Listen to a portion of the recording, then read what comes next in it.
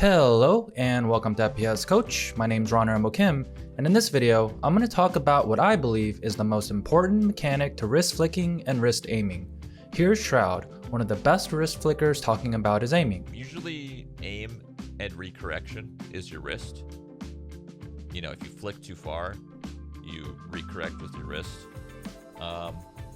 But you kind of use your arm in bigger movements. You don't really aim with your arm though. Here are a few clips of Shroud and his hand cam, and notice how well he's able to control the crosshair with only his hand and wrist. You'll notice that his forearm rarely changes position unless he absolutely has to aim outside of his wrist flick range. And here's a clip of Nothing describing the mechanics of wrist aiming. You sit there and just sit there doing a little gyro drills where you shoot a bullet right there and try to snap back to the bullet with your wrist. So this is all wrist aim. I'll switch to arm aim.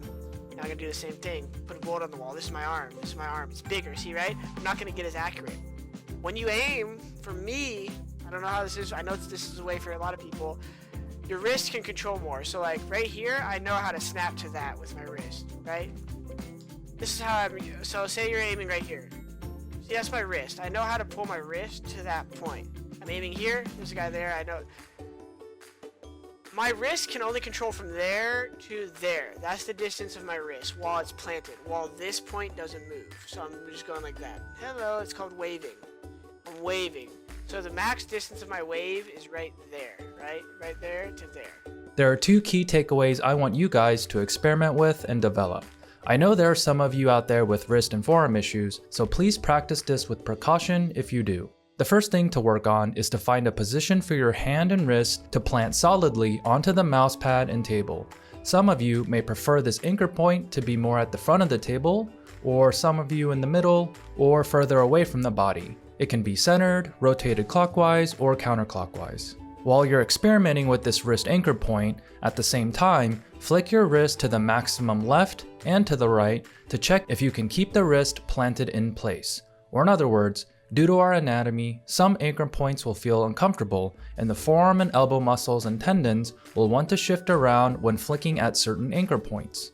For me, if the hand and forearm is pointed too far clockwise or counterclockwise, I definitely feel some tension in the forearm when flicking.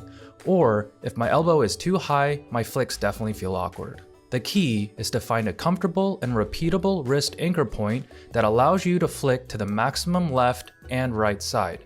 The area where the hand and wrist meet should be locked solid onto the mouse pad.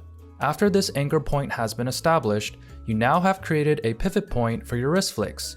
And because the wrist is anchored in place, if you flick to the maximum left and right with your wrist, you'll now have a consistent cone or range of aiming in front of you. The size of this cone will depend on your sensitivity and personal anatomy. Those of you with great hand-eye coordination and flexible wrists will be able to control higher sensitivity, thus giving you a large cone, while others will have a smaller cone due to less coordination, less sensitivity, and limited wrist flexibility.